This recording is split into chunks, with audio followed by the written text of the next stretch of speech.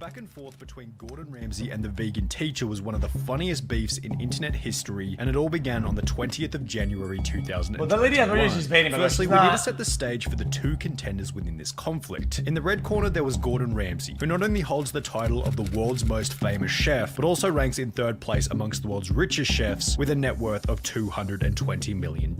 His restaurants boast a total of 16 Michelin stars and are so iconic that in 2006, the Queen of England awarded Gordon Ramsay the highest excellence order of the British Empire for the positive impact he had made on the country's hospitality industry. His blunt, confrontational branding is incredibly distinguished and recognizable, yet Gordon also has the ability to keep the content lighthearted and comedic whenever necessary, which works excellently on his TikTok page with over 33 million followers. The TikTok page rarely promotes anything serious, with his videos usually doing nothing more than laughing at the cooking done by other TikTokers. What are you doing, flouring a filet mignon on your donut? Oh no, you're not covering a filet mignon with fruity pebbles. Okay, dude. No, come on, dude. I'm gonna kick your butt. Take it out. Take it out? Yeah, throw it in the trash. Oh. No. Look at it. It's white in the middle. It's overcooked. Perfect medium rare. What's that? Marshmallow.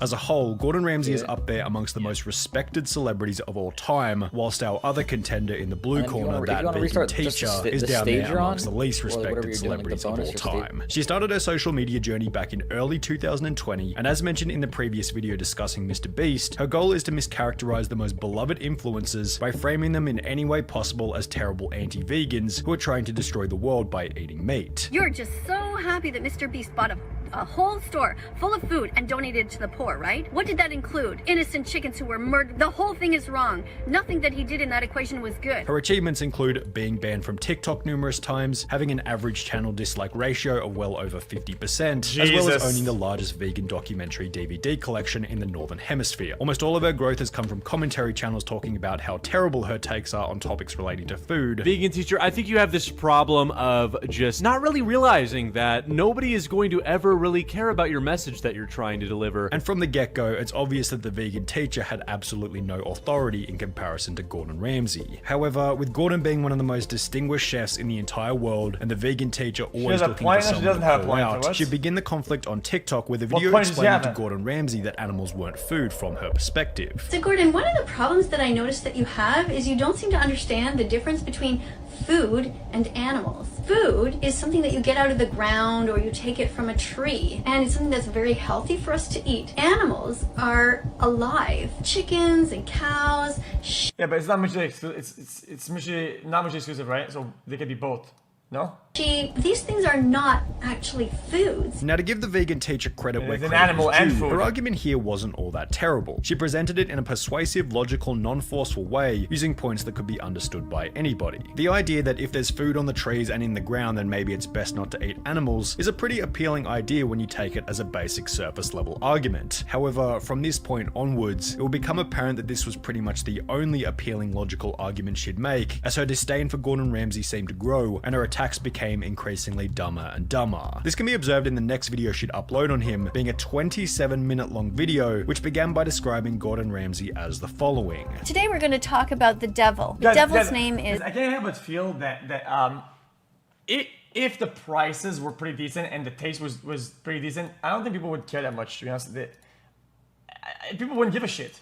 Right? Gordon Ramsay. A devil is defined as a creature that does nothing but harm in the world. The vegan teacher's justification for Gordon Ramsay being the devil was that he was paying to make himself look good on camera. When you have a lot of money, you can pay people to film you in whatever light that you want and make your life seem like one giant trip to Disneyland. Yet apparently Gordon wasn't only the devil, but was also a psychopath, as he was not able to empathize with the meat he was cooking. He's a kind of psychopath who really cannot see into the eyes of an animal and see them as sentient beings. Maybe he truly is disconnected. The stupidity of the video was instantly reflected in the comments, with the top three being Stan Gordon Ramsay, the king, the legend, the god. Gordon, don't listen to her. I love Gordon Ramsay's savage remarks and his food, as well as Gordon Ramsay is the best person ever since Jesus Christ himself. However, despite the backlash and support for Gordon, under the assumption that he would never respond, the vegan teacher doubled down on the criticism by uploading another video stating that Gordon Ramsay Ramsay was a terrible father because he did the TikTok egg challenge with his daughter. Why is Gordon Ramsay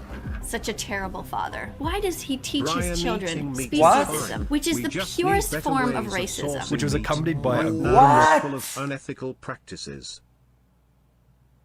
Meat is fine. We need to where's the source of meat, which is not for yeah, but I think there's unhealthy and like practices in everything. But you're right though. We should always strive to look for things that are better practices. Yeah. His daughter, stating that Gordon Ramsay was a terrible father because he did the TikTok egg challenge with his daughter. Why is Gordon Ramsay such a terrible father? Why does he teach his children speciesism, which is the purest form of racism? Which was accompanied by a Gordon Ramsay diss track titled "Why Are You a Vegan Phobic Animal Bully?" However, while this diss track failed to grab the celebrity chef's attention, it would be with one song on TikTok shortly thereafter that the vegan teacher would finally be noticed by Gordon Ramsay. Eating animals is wrong, Gordon Ramsay. Hurting animals is wrong, Gordon Ramsay. Share this song, and if you call me a donut, that's fine. Vegan As long as donut. you're vegan from now on.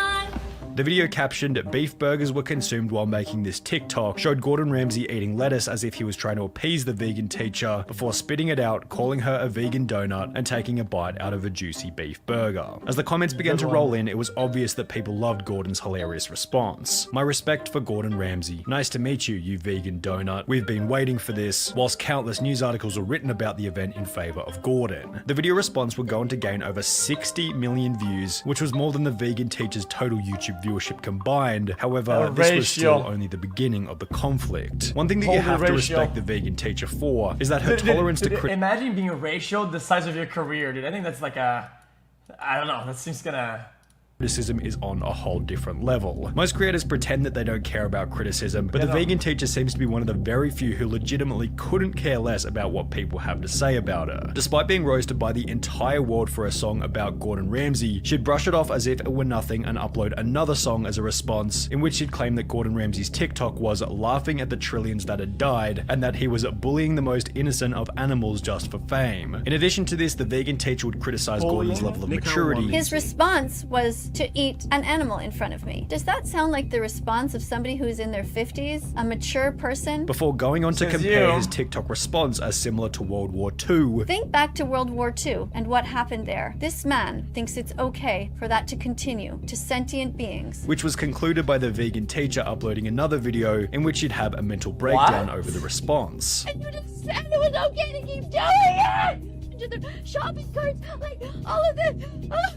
It's just terrible. The vegan teacher snapping back at Gordon Ramsay gave enough substance for the commentary community to make their own videos on the drama, with uploads from Pancho, Jaden, and Bray all gaining pretty substantial view counts. The amount of exposure the beef was providing to Gordon Ramsay was observed in a forum post reading, "I think it's clever marketing. He made the obvious choice, siding against her. Short, easy to make a video employing a famous catchphrase of his, guaranteed to blow up and receive massive support. Now all of us, including me, are talking about the guy mostly in a positive light. He's built on his reputation of being rude, funny, honest, and relevant without generating too much personal controversy. He handled the matter incredibly well." While Gordon Ramsay was without a doubt the clear favorite within the conflict, it's not like the vegan teacher wasn't getting any benefit from it. In the month that Gordon responded via TikTok, the vegan teacher's YouTube viewership would increase from less than 200,000 views per month to well over 2.5 million views per month. And with the vegan teacher observing how much traffic this first response provided, she began to fish for another by uploading more videos. I mean, they fish so hard after that, though. Ramsay. It's just She really claimed cringe. that Gordon Ramsay should be in jail while sporting some fresh new "Gordon Ramsay is an animal abuser" merch, which was followed by another. Guys, usually guys, I think stats are kind of annoying to look at because I think stats are kind of lame, okay? But I think in this case, it's like, I think this goes to show overall